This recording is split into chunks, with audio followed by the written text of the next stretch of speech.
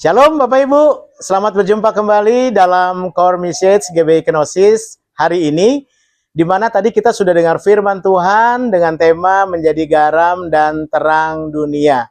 Bapak Ibu yang saya kasih di dalam Tuhan Yesus, kita ini diberi tugas oleh Tuhan menjadi garam dan terang dunia. Awal pertama kali kita dibaharui, diselamatkan bukan karena kita layak diselamatkan, tapi karena kita berharga di mata Tuhan. Kalau ada orang yang berkata tidak semua orang diciptakan atau dilahirkan dengan sempurna, sebenarnya itu menghina Tuhan. Kenapa?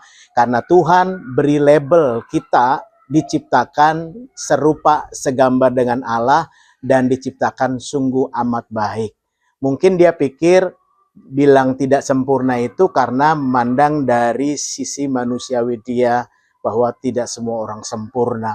Tetapi sebenarnya kita ini sempurna di hadapan Tuhan. Nah, ketika kita sudah dipanggil Tuhan, lalu Tuhan beri tugas untuk kita jadi garam dunia, jadi terang dunia di masyarakat. Kalau kita sendiri tidak memahami tugas kita, dipanggil Tuhan, diselamatkan, bukan saja untuk diri kita secara pribadi sudah diselamatkan, tetapi juga untuk orang lain, maka kita tidak akan pernah mengetahui rahasia kebenaran firman Tuhan ini, bahwa kita telah diciptakan serupa segambar dengan Tuhan dan dijadikan garam dan terang dunia bagi orang lain. Nah, sebagai orang Kristen, kekristenan itu harus nampak dalam apa saja sih supaya kita jadi terang dan garam dunia itu. Kekristenan itu harus nampak dari cara bagaimana kita memperlakukan orang lain.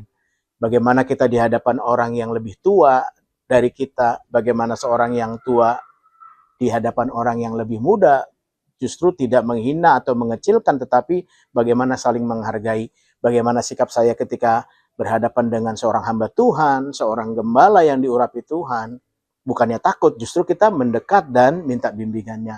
Nah, dalam kekristenan kita harus tahu bahwa bagaimana cara kita mendapatkan berkat Tuhan. Kekristenan kita mesti nampak bagaimana berkat yang saya dapatkan. Apakah dari Tuhan ataukah dari keinginan sendiri, apalagi dari setan. Jangan sama sekali ada mencuri yang bukan milik Tuhan. Nah, saya harus mengukur diri saya bahwa kalau saya mau menjadi berkat bagi Tuhan, jadi garam dan terang dunia, maka kekristenan itu harus muncul, harus nampak.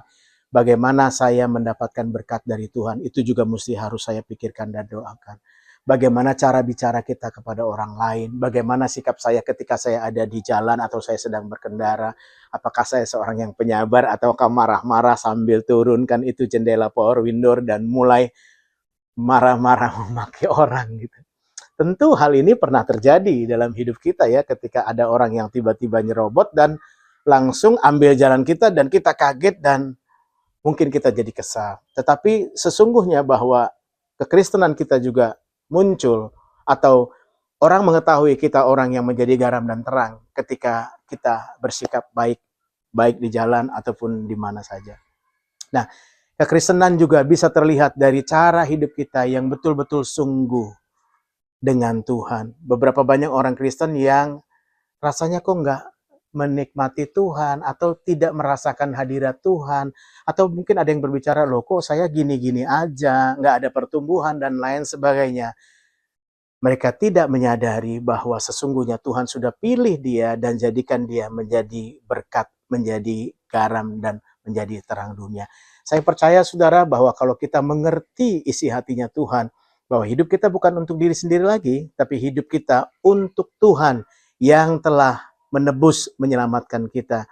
Hidup kita menunjukkan perbuatan baik. Karena firman Tuhan berkata dalam Matius 5 ayat 16, perbuatan baik kita akan memuliakan Bapa yang di sorga.